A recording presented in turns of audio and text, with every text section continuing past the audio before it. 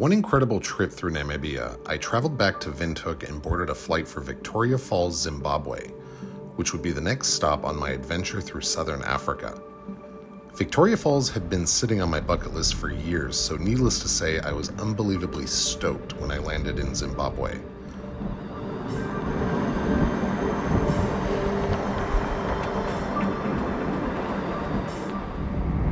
Since it was already afternoon when I arrived and a bit late to go explore the falls, I booked a last-minute sunset cruise on the Zambezi River through my hotel. After dropping off my bags at the room, I headed straight for the river and boarded the boat. I went with a local company called Wild Horizons, and everything was included on the cruise, including transfers from the hotel and an open bar. Tickets per person were $50. The Zambezi River is the fourth longest river in Africa, stretching over 2,500 kilometers, which is just over a third of the length of the Nile. This mighty river starts in Zambia and eventually travels through Mozambique before emptying into the Indian Ocean. We set off on our cruise in the late afternoon with the hopes of spotting a bit of wildlife before seeing the sun go down, and it wasn't long before we encountered a fairly large pod of hippos. As hippos are possibly the most dangerous animal in Africa, we kept our distance and watched them from afar.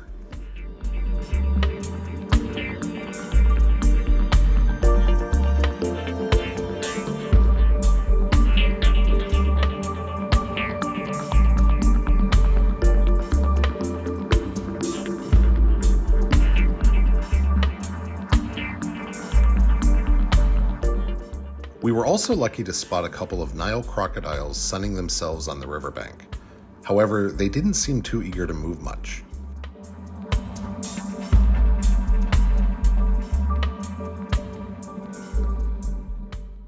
While traveling down the river, I could hear the roaring thunder of Victoria Falls just a couple of kilometers downstream. Of course, the boat stayed far away from the fall's edge.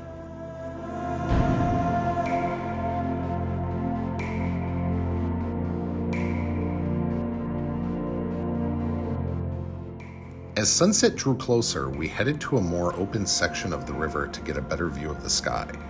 The sunset proved to be unlike anything I had ever seen. The sky just popped with warm color. Sipping a cold beer while watching the African sun go down over the famed Zambezi River, it doesn't get much better than that.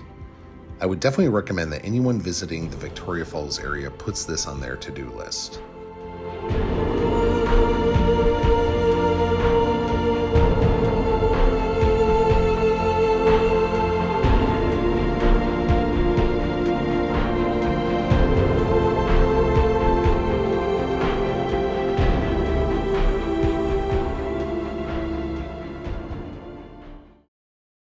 The next morning, I got up early and headed straight to the falls for a full day of exploration.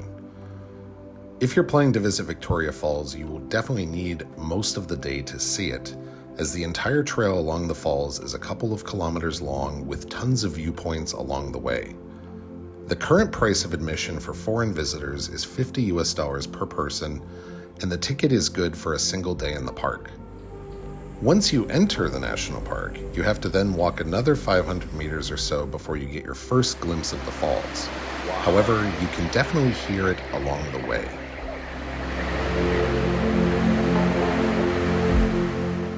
This is Victoria Falls, also known locally as the Smoke That Thunders. It stands at roughly 108 meters high and is just over 1,700 meters wide. Considering width, water volume, and height, Victoria Falls is the largest waterfall on Earth and considered to be one of the 7 natural wonders of the world. It is located on the border of Zambia and Zimbabwe and can be explored from both countries. However, I decided to see the falls from the Zimbabwe side. In addition, I visited the falls in the dry season, which meant that not nearly as much water was flowing down the river. During the wet season, the falls become a 1.7 kilometer long wall of water. I'll definitely have to make a return trip to see that. Now, if you're feeling adventurous and visiting the falls in the dry season, you can head over to the Zambian side and visit the Devil's Pool, which allows visitors a chance to swim in a rock pool just on the edge of the falls. Of course, you must be accompanied by a local guide.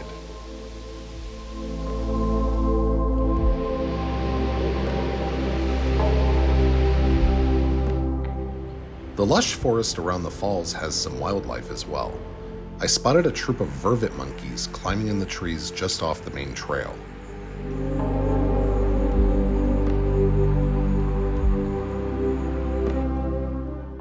The falls were just incredible to see in person. Even if you close your eyes, the resonance of the falls is simply impressive by itself.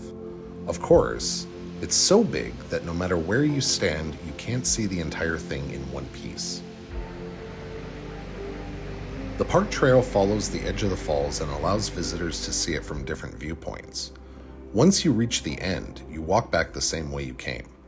Be sure to bring water and plenty of sunblock, since the sun can be extremely intense and you will most likely be outside a good part of the day. Even though it was the dry season, I got quite wet being close to the falls. The mist is literally everywhere. I can only imagine what it's like during the wet season. No doubt, the scenery along the Zambezi is spectacular.